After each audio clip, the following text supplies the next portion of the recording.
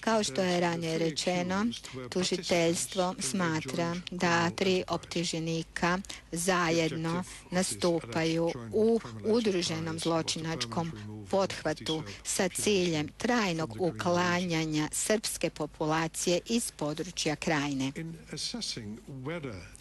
Procjenjujući radi li se o udruženom zločinačkom pothvatu, Vijeće je pažljivo razmotrilo rasprave sa Brijunskog sastanka iz 31. srpnja, neposredno prije početka akcije Oluja. Na tom sastanku predsjednik Tudžman se sastao sa visoko rangiranim vojnim dužnosnicima kako bi s njima raspravio i dogovorio vojnu operaciju. Vijeće smatra da su sudionici tog sastanka isto tako raspravljali i o tome koliko je važno da krajinski Srbi napuste taj teritorij kao rezultat i dio predstojećeg napada. Odgovarajući na riječi predsjednika Tudžmana, u tom trenutku gospodin Gotovina je rekao, citiram, veliki broj civila već se evakuira iz Knina i ide prema Banja Luci i Beogradu. To znači da ako nastavimo s tim pritiskom u nekom budućem vremenu više neće biti tako puno civila, samo će ostati oni koji moraju ostati ili koji nemaju mogućnosti napustiti Krajinu. Završavam citat. Vijeće je pažljivo razmotrilo izjave visokih hrvatskih dužnosnika na ovom i na drugim sastancima, a i inače u javnim istupima. Vijeće smatra ove izjave a u kontekstu deportacije napada na civile i civilne objekte i u primjeni diskriminacijskih mjera, dakle u cilju svega onoga što je usmjereno protiv krajinskih Srba.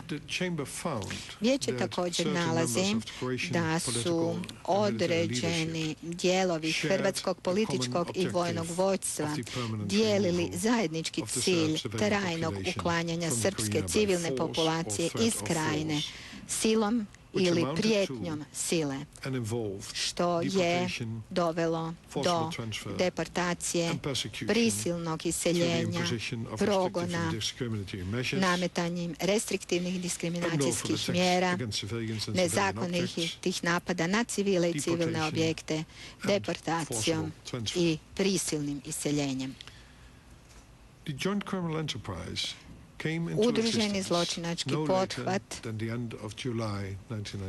stvoren je krajem srpnja 1995. godine i nastavio je postojati tijekom perioda koji pokriva optužnica. Vijeće dalje nalazi da je zajednički cilj bio ne samo počinjenje kaznenih dijela, progona, destrukcije, razaranja, uništenja, pljački, ubijanja, nehumanih tretmana, okrutnih tretmana ili postupanja, već i nezakonitog zadržavanja, pritvaranja, razbojstva, okrutnog postupanja i slično.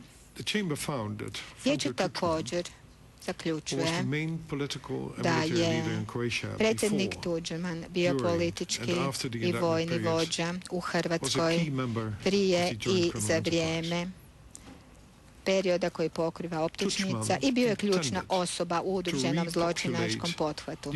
Tudžman je namjeravao ponovno naseliti Krajinu Hrvatima te na taj način svoju ideju pretvoriti u politiku i u akciju, jer je imao vrlo moćnu poziciju kao predsjednik i vrhovni zapovjednik oružanih snaga.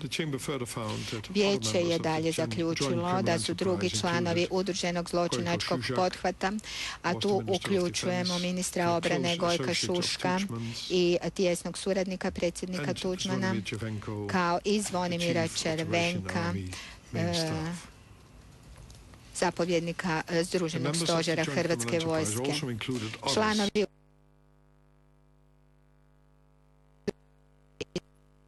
i vojnog vodstva Republike Hrvatske i koji su sudjelovali na sastancima i blisko surađivali s predsjednikom Tuđmanom. Na Brijunskom sastanku Tuđman i visoko rangirani vojni dužnosnici raspravljali su o tome kako koriste snage da bi bilo ne samo uništavanje krajinskih, kako bi se organiziralo iseljavanje Srba iz Krajine.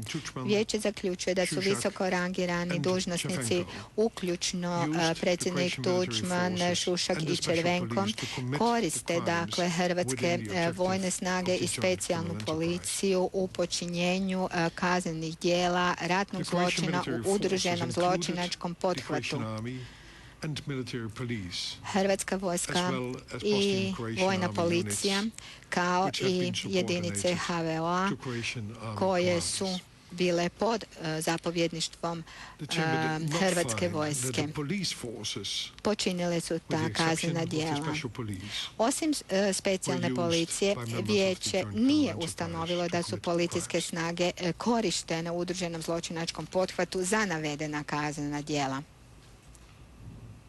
The Chamber will now address whether criminal responsibility for the crimes of Što se tiče kaznene odgovornosti za kaznena djela progona, deportacije, razaranja, pljačke, ubojstva, nehumanog postupanja i okrutnog postupanja, dakle, može li se to pripisati optuženima? Vijeće zaključuje da je Ante Gotovina bio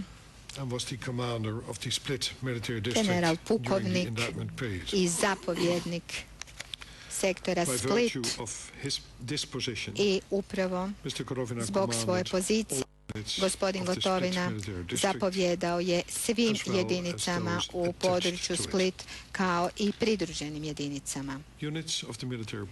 Jedinice vojne policije bili su također podređeni zapovjedništvu gospodina Gotovine i radili su i redovite policijske zadatke.